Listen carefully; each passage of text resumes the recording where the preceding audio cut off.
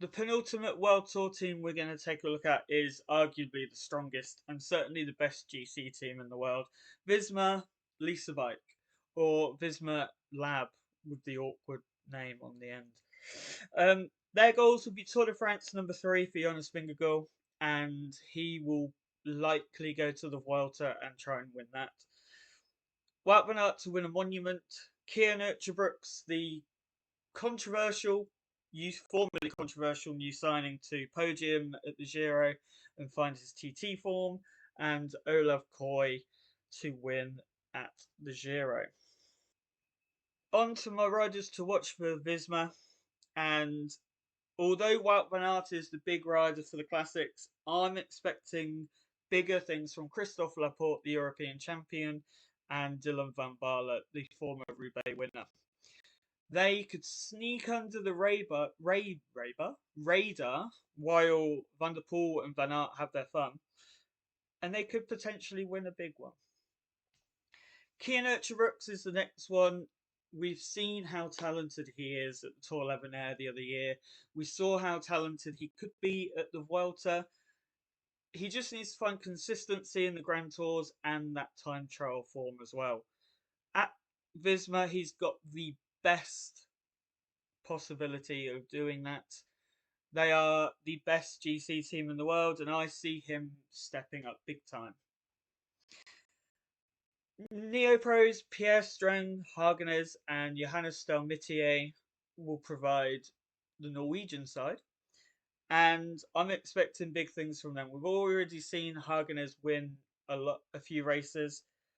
He'll go for the classics and be a brilliant domestique for Van Aert, Van Baarle, and Laporte, while Stelmitier will probably go to the Giro and be a massive help to Kian Brooks. Finally, we didn't see the best of him last year, but Thomas Gloag, I'm always going to sneakily find those Brits. Big things. I expect big things. He's out of Pool, Onley, and Gloag, that sort of climbing new riders. I think he's the best.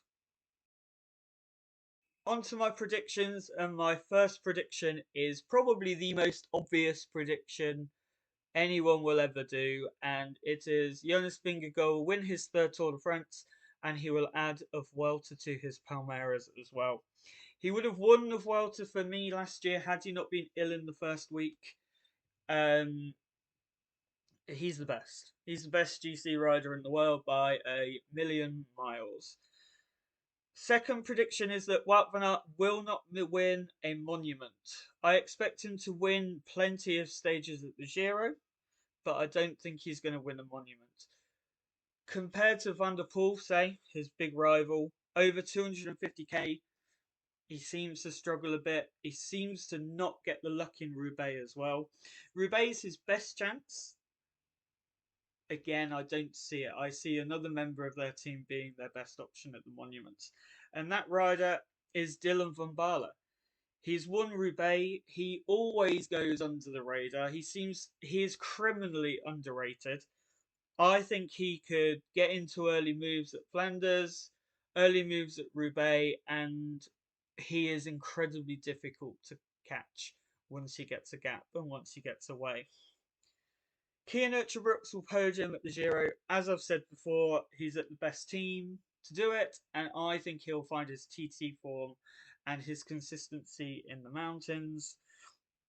And those kids that they've signed, well, upgraded from their academy, Hagenes and Salmitier, they're going to ride hard for their team, and they are going to be brilliant.